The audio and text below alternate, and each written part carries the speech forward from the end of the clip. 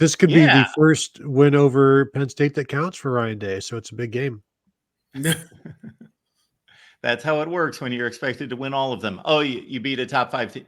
Okay, check that. That didn't really matter. That wasn't a big game. You were supposed to beat them. Okay, on to the next one. That's the burden that he carries.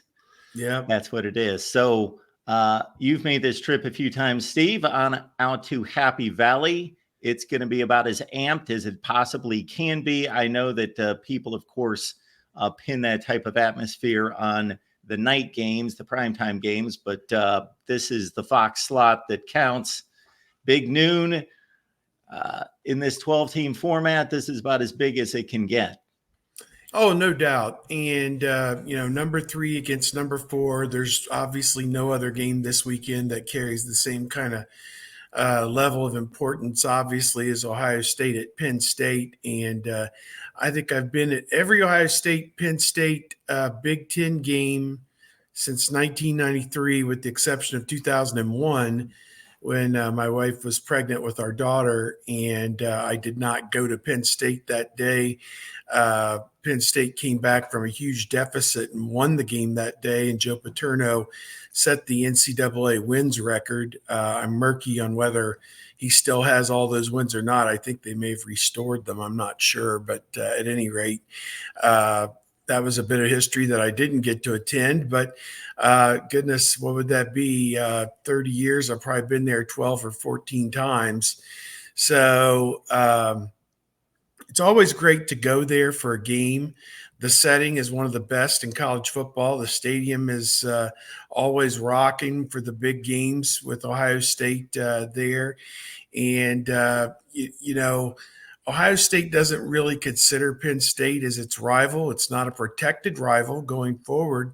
After next year, there'll be a 2-year hiatus in the series. 26 and 27, they will not play.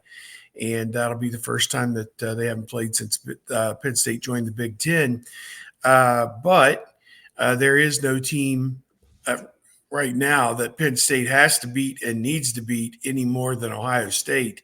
Ohio State's won the last 6, and James Franklin is 1-9 against Ohio State. And if he loses Saturday, that makes him, what is it, boys and girls? 1-10 against Ohio State. So if there's one team that he is burning above all else to beat, it is the Ohio State University. And of course, Ohio State's got all the incentive on the other side.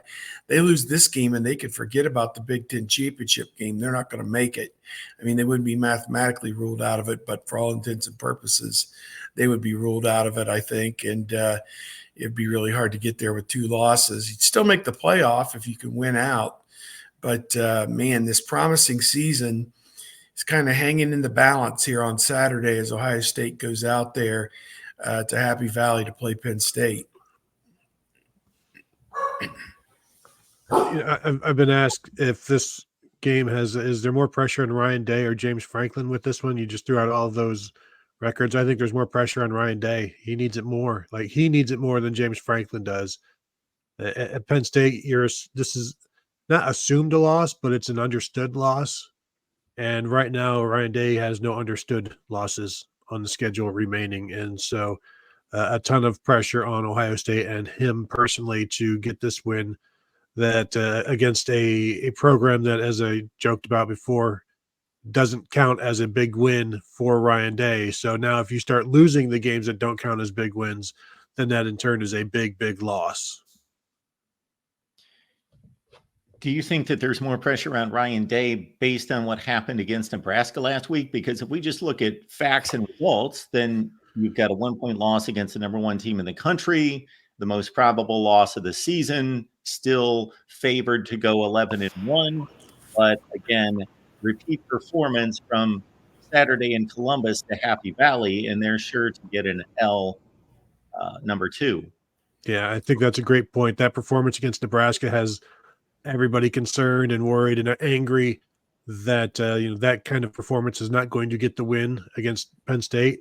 And yet, if you watch Penn State at Wisconsin last week, that kind of performance for Penn State this week is not going to get them the win. So you've got two evenly matched dysfunctional programs, offenses and defenses a little bit right now that are going to slap fight and kick fight and bite fight to see who can come out on top. But yeah, I think if they had gone out and beaten and covered the spread against Nebraska, and then you lose this game, what you're looking at is an Ohio State team that has lost to the number 3 team in the nation twice. That's their 2 losses at this point. The first one was by a point. Who knows what this one would be by, and it is, certainly not a fireable offense by any means. And in a vacuum, you look at it and it's like, well, it's hard to have 2 better losses. And when you're talking about the playoffs, sometimes that's what you're looking at. But this is one that the mood in the program has not been good the last few weeks. I couldn't imagine it being lower if they come out of this game with a loss. Yeah, it just something just feels off, this year, and I don't know what it is, but the offense played reasonably well at Oregon, well enough to win the game, other than the pass interference penalty and maybe the sack on the last drive. They're in position to win the game. The defense was terrible against Oregon, and then the roles were reversed. The offense was as bad as it's ever been under Ryan Day against Nebraska. Hit 2 big plays, and that's it. I mean, 2 plays, a 60-yard touchdown to Jeremiah Smith, a 40-yard touchdown to Carnell Tate. And otherwise, there was nothing to write home about. 61 yards rushing. That's even less than they had against Missouri in that god-awful Cotton Bowl. And they created nothing up front. They have injuries galore up front on offense. Josh Simmons is gone for the year at left tackle. They put Zim Mahalski in there for him. He really struggled. And I can't even, I don't like to say negative things about college athletes, but he had one of the worst offensive line performance games that I can recall in recent memory. He was beaten off the jump on 2 of the first 5 plays of the game. He got Howard sacked, and then Howard had to elude the rush and scrambled for a couple yards to avoid a sack. In one series, he gave up a sack where the guy knocked the ball loose from Howard, but Donovan Jackson, I believe, was able to recover it. And I think on the very next play, he and Austin Sierreveld, who had been inserted at right guard for a series in place of Tegra Tushbola, turned both of their guys loose at the snap, and they chase Howard all the way to the Nebraska sideline and eventually sack him for like a 3 or 4 yard loss. I mean, right there's 3 or 4 plays that I've outlined for you that were so bad. The run blocking, they got nothing accomplished up front. And now you go into this game kind of pushing the panic button on the offensive line. And what are you going to do there? We can get into that, the different permutations, the different rotations you could go with. But the defense, the one positive thing that came out of the game was that they actually played a pretty good game after being flamed for 2 weeks for playing horribly against Oregon. It was almost spot on against Nebraska. I think they gave up 1 touchdown, a 2-point conversion, and 3 field goals for 17 points. Yeah. So not a bad day. Of course, Nebraska's offense is not going to be confused with the 1921 Yankees. They can't do much of anything offensively. Raiola showed tremendous potential down the line, but he needs better players around him, I think, to survive and flourish there. I thought Cody Simon played a great game. Caleb Downs had a really good performance in that game as well. So they want to build off of that one.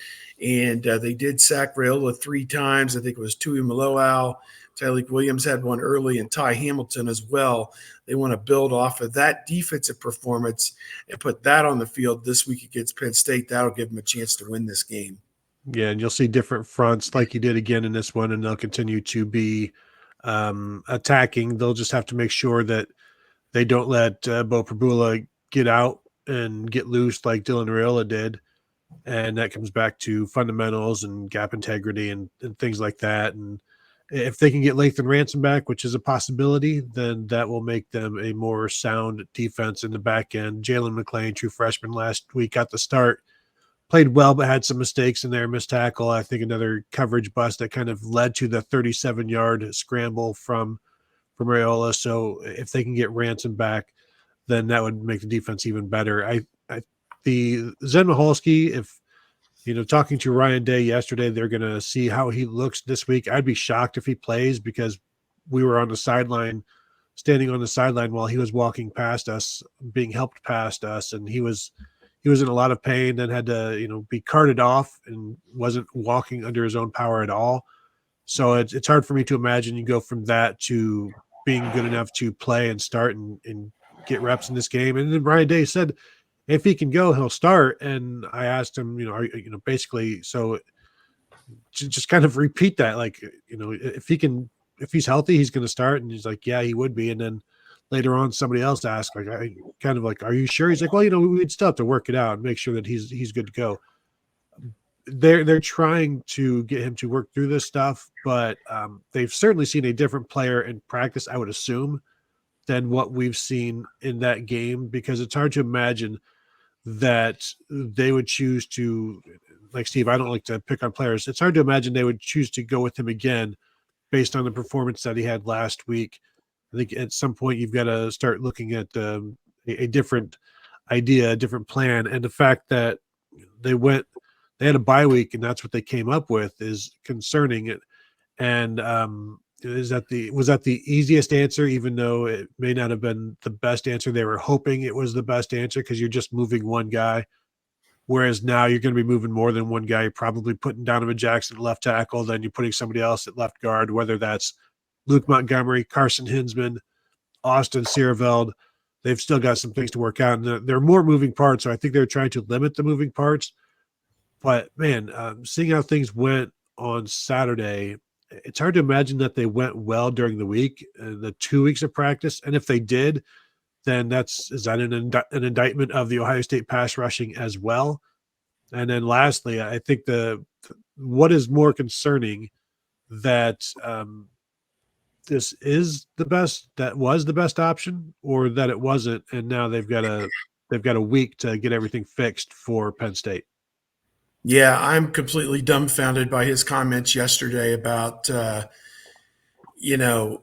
Michalski is healthy, that they would still trot him out there in a number 4 versus number 3 game against guys like Abdul Carter and some of the guys that Penn State has. I'm just aghast.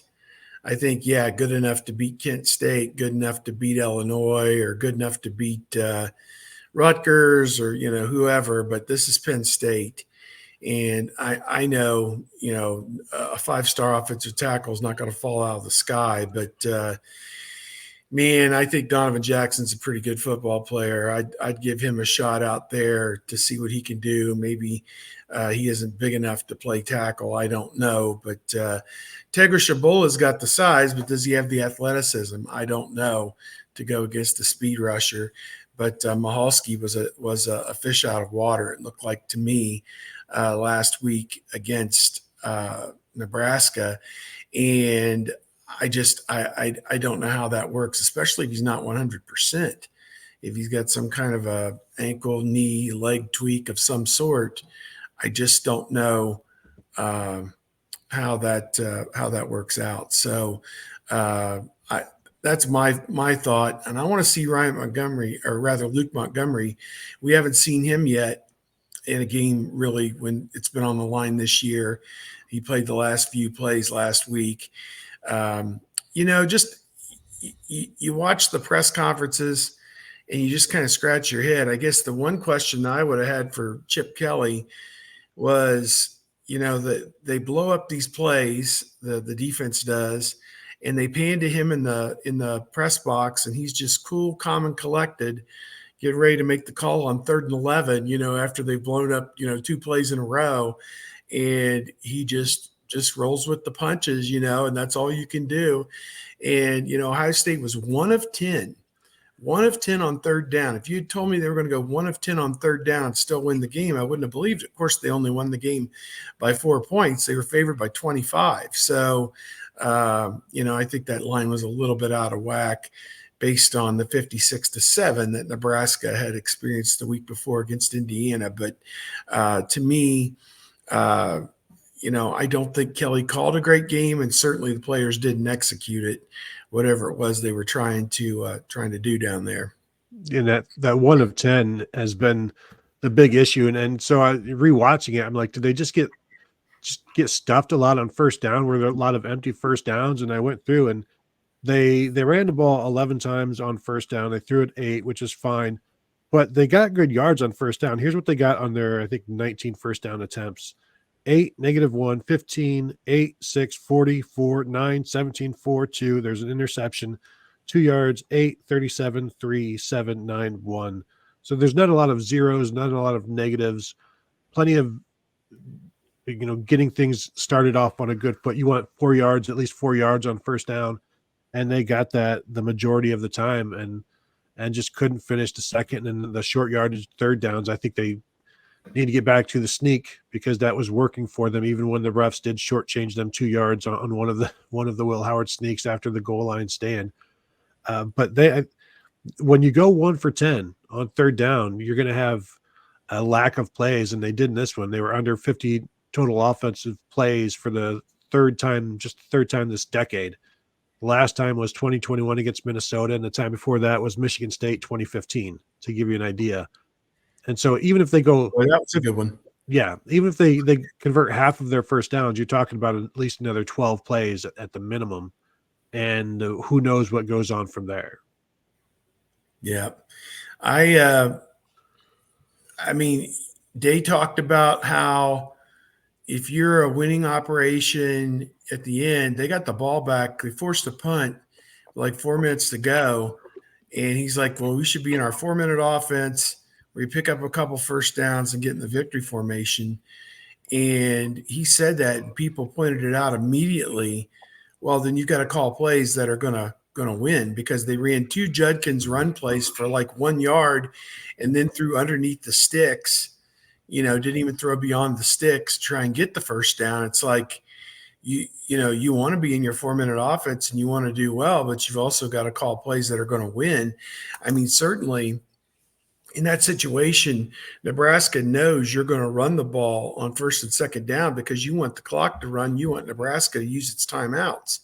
And so Nebraska stacked against the run and stuffed those plays. Now I get Day's dissatisfaction that you weren't able to get at least 4 yards, on those 2 running plays, which would have set up a 3rd and short where you could have done anything in the playbook, to convert that for a first down. But to me, it kind of falls back on his thing that we as coaches have to put them in the best position to win.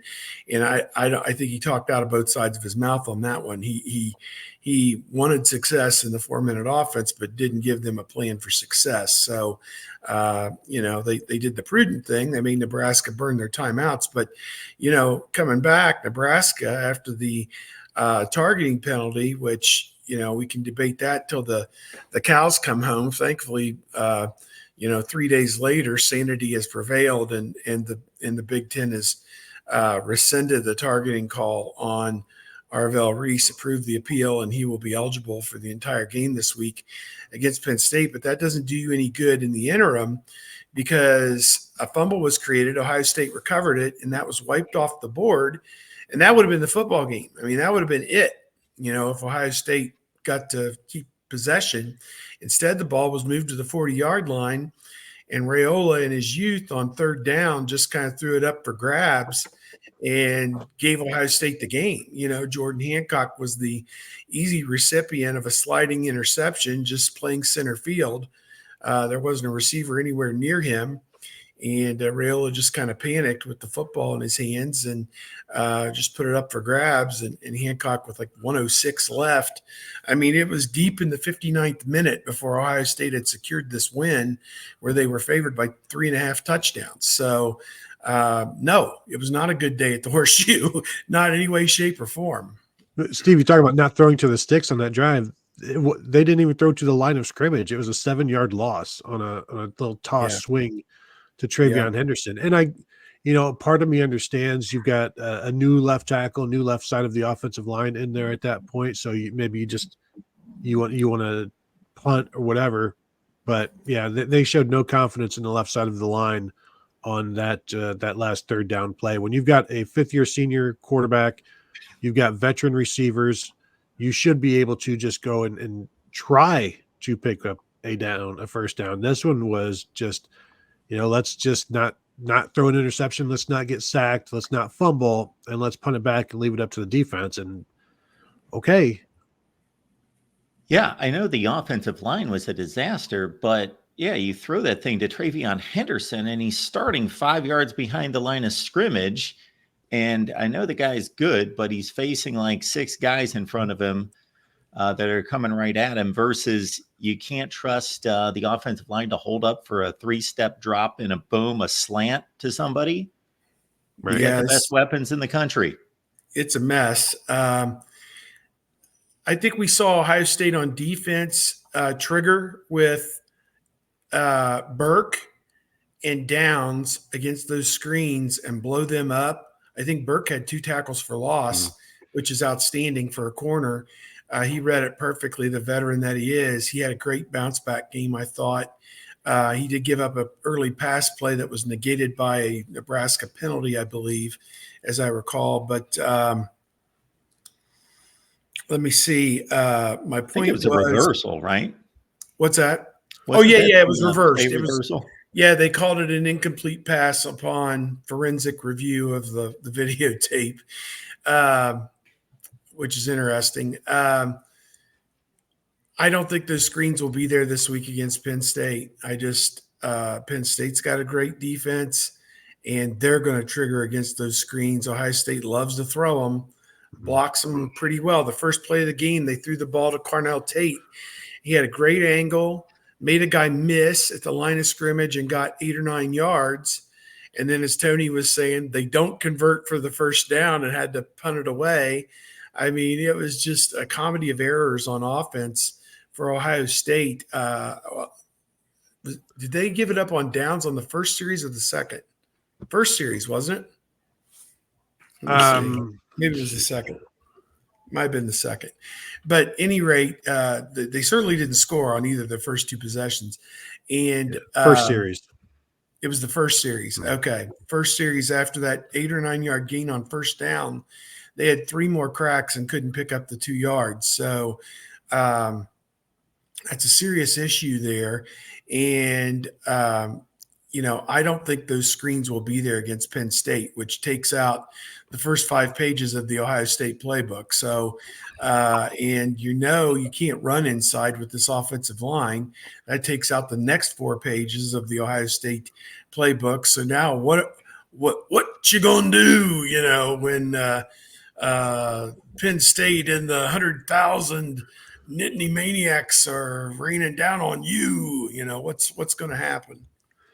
Well, one of the things Wisconsin was able to do is throw on Penn State and do it effectively, but they had like 6 drops. They had some receivers that were open. They did some RPO stuff that was effective. So that might be what Ohio State does as well. Throw to run if you can't run to run.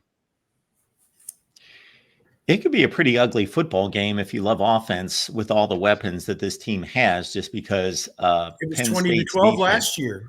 In Columbus, it was 20. Exactly. It was a terrible game, 20-12. I mean, Ohio State, neither team rushed for more than like 60 or 70 yards last year's game. It was ridiculous. So we're looking at the same thing, I think, pretty much. I don't see either offense running away and hiding with this one. I know Quinshon Judkins and Travion Henderson aren't perfect, but I know they're better than 2.7 yards per carry between the 2 of them. So when the most talked about player on the team is an offensive lineman, that's obviously a bad thing. And then on top of it, man, I'm an educated football fan. I've watched a ton, but I will not elevate myself anywhere close to a scout or a coach watching these games. But man, my eyes were drawn right to that left tackle position over and over and over and over. You talk about guys that jump off the screen. It's usually in a positive way. And again, I hate to disparage because of what you guys mentioned, his injury at this point. But the Zen Mahalski performance, of course. And that when you've got weaknesses on either side of the ball, this is the one that impacts the most. The defensive line can cover up for the linebackers and so forth and so on. You have a default when there are weaknesses everywhere else, but when it's the offensive line and you've got arguably the best weapons in the country, then they're void and useless to a certain extent if you're number one completely changing the playbook because you have no confidence in number two. You can't get the quarterback the ball out of his hands in time. And Penn State's they've got an injured right tackle who has been in and out, and they've been putting in a backup in there as well. So like they've got issues on the offensive line, but they're still working through it. For this to just completely derail Ohio State is that's not a good sign of the recruiting and the development and all of those things. And yeah, I asked Chip Kelly yesterday, like, what's the common denominator with the lack of running? And he's like, well, sometimes it's this and sometimes it's that, sometimes it's this and sometimes it's something different. I'm like, well, does that make you feel better or worse if it's something different every time? He's like, you don't feel good about any of it. But I think it's a bad sign when sometimes it's this and sometimes it's that, then sometimes it's this over there, and then this time it's that. It's none of it is acceptable at Ohio State or even at Boise State or Savannah State. Is there a Savannah State? Dixie State, whatever. Steve, I'm tired of you comparing this defense to the 2000 Ravens. I've heard you say this several times now. Now, I guess to clarify, I think we were talking about Penn State's defense at that point. I think that's what he was talking about. Oh, okay. I mean, just my comment about them blowing up the screens and whatever. I mean, Penn State did give up 30 points to USC and, won that game in overtime, 33-30 out at the Coliseum. That was good. They gave up 27 points to what's turning out to be a very good Bowling Green team. They thumped Toledo to kind of become the ruler of the roost in the MAC this past weekend. So, I don't think there's a disgrace in either of those. But by and large, they've slammed the car door shut on everybody else. It says right here in my handy dandy notes that Penn State's fourth in the NCAA in total defense and eighth in scoring defense, 14 points a game. And I think that they've played roughly the same schedule Ohio State has. I mean, they played West Virginia in the non-conference, which is better than anything Ohio State played. They played Illinois, which is one ranked team. They haven't played anybody nearly as good as Oregon. They went on the road to Wisconsin, which was a good win. On the road to USC, which, 500 team, whatever. But, I'm not trying to say that this Penn State defense is even the best one that their school's ever had. I mean, you think about all the great defensive guys that they've had, linebackers, defensive ends, even defensive backs in the last 15 years. They've had, any number of all Big Ten, All-American type guys at Penn State during this Big Ten tenure the last 30 years. But it's a good Penn State defense, and I think they're going to, the one point I heard one commentator make was this game could look a lot like the Nebraska game for Ohio State, where you hit one or two big plays with your freak athletes, but you have no consistency to hang your hat on. So if you can get to 24 points, maybe you feel pretty good about it because your defense has been playing, at least the last game, the Ohio State defense played very good football. So they need to carry that over in the worst way possible in this game. Transitioning to the defense, James Franklin pulled what was pretty much coaching 101 in preparation for a big opponent and keeping them guessing in terms of whether Drew Aller is going to be ready or Bo Prabula, who played, of course, in the second half against Wisconsin rather well and sees meaningful snaps against big opponents because he is the runner that has a couple packages in play for him. So Ryan is asking, and we appreciate the super chat. Ryan, will the Ohio State defense be able to handle Prabula's running ability if he starts over the injured Drew Aller? I think the good news for Ohio State is they were going to have to prepare for him regardless of Drew Aller's injury. So this is something that Penn State does, and they'll have to handle it. It's it's really, really difficult to match up with a quarterback that can run on the reads, and it's designed that way. But I think the other issue is that when you look at the Wisconsin game, they averaged in the first half with mainly Aller in, they did not run the ball well. And then Prabula comes in and everybody runs the ball well. And so that is to me the biggest concern is not just him, but what it does for the rest of the running game as well. And so I think he elevates everything, and he completed like 11 of 13 passes. So he got away with a couple of passes in there, but to me, like he is the more dangerous guy than Drew Aller, the way I see it, because he can do more. And he may not be as accurate as Aller, but how dangerous is Aller downfield? I don't know. We've talked about that over the last year or so. Like, what kind of threat does he pose downfield? It's never been a threat. They've got some good receivers. They've got their good tight end, Tyler Warren. They'll get him the ball everywhere. But I think Prabula is going to be a difficult stop for the Buckeyes in this one. Your assessment, Steve, of the Ohio State defense preparing for running quarterback. I'm trying to think. Have they really, well, Aiden Childs, of course. Dylan Gabriel. Yeah, Gabriel ate their lunch up with that touchdown. That was and the guy sitting next to me, I think I made this point a couple weeks ago. He was a national college football guy, and he goes, "It's about time that he keeps it on this." And sure enough, he did. And the Red Sea parted. 5 different Buckeyes took terrible angles, and the next thing you know, he's celebrating a touchdown in the end zone. So, your quarterback can run. It changes so much, and that maybe we'll see Howard on the other side finally tuck it and get 50 yards for Ohio State. What would those 50 yards mean if Howard's able to do that for Ohio State? But the Buckeyes did give up a long run here to Raiola the other day, and it was when they invited the blitz, and he, like a veteran, stepped up forward and saw nothing but green field turf in front of him. Green, awful field turf in front of him. So green, slippery, awful field turf in front of him, and took off running and, picked up 30 some yards. So, a play like that flips the field, and it just demoralizes the defense because you think you have brought the blitz and you have hemmed him in and you've got him. You're thinking negative play, and instead it's a 35-yard gain, and you're like, damn, they're in the red zone. We got it now. Now shit's real. We've got to buck, batten down the hatches here. And by and large, Ohio State did that against Nebraska. Had a goal line stand at the 1-yard line, which was terrific.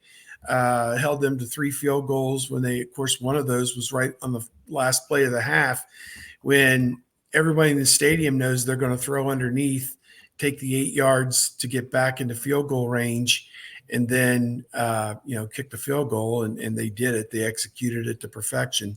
So, I want to see more of that from the Ohio State defense. I want to see more things that make sense. I want to see him put guys like Simon and Downs and Styles in position to make plays. So that's what I want to see. Hey, let's just wrap this up with thoughts on this game. Yes. Just what do you think that we're in for here? I mean, the over-under is like 45, 46, something like that. And OSU's favored 3.5. I kind of feel like it may go under, to be honest with you, but unless there's some big plays, unless the defense is completely collapsed, I don't know. What do you think? I think that if everything's working the way it should, that Ohio State's a better football team, a more talented team than Penn State, certainly a more explosive team, regardless of what we see in the explosive play rate, where Penn State has increased significantly this year in that way. So the new offensive coordinator from Kansas has certainly fixed some things for them. To Tony's point, Ohio State should be prepared for Bo Prabula regardless, and that facet of the offense. But my goodness, if that offensive line, they were facing a good defense against Nebraska, solid defense, but they're going to be facing such a better front and more athletic defense with more NFL players for Penn State. that, wow, when you eliminate the best players on the field, meaning for Ohio State, you can't get the ball in good position with some space for guys like Judkins and Henderson and Smith and Ibuka and all those guys. That this is their calling card. This is what makes them one of the big favorites to win the national championship, is that they have the best weapons in the country. So they better have a serviceable offensive line performance. Yeah.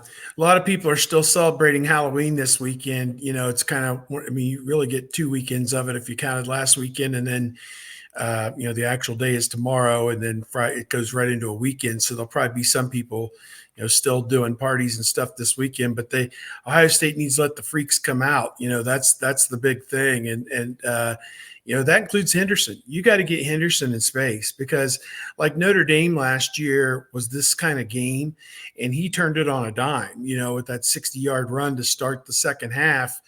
You know, one blink of an eye, you know, you're like, whoa, what was that? You know, and they blocked it to perfection. The wide receivers out in front of him sold out for him, and he was gone, you know, in the blink of an eye. So that's what Ohio State has to have. They've got to have 2 of those type, just change the field position, change the game type plays. If they do, then I like their chances. Them going on the road didn't work out real well at Oregon. They had a bunch of false starts and, you know, just didn't handle it very well.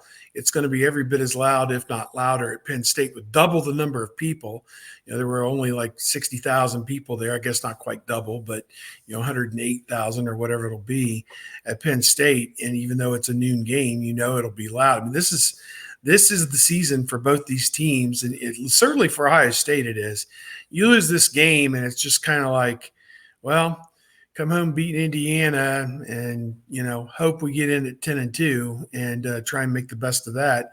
Maybe you'll get a home game out of that. I don't know. But, yeah, it to me, you know, to have so much invested, you know, $20 million worth of coaches, $20 million worth of players, and this has been the end result through 7 games. Is a little bit underwhelming, I think. So I think that they need to put it all together here at some point.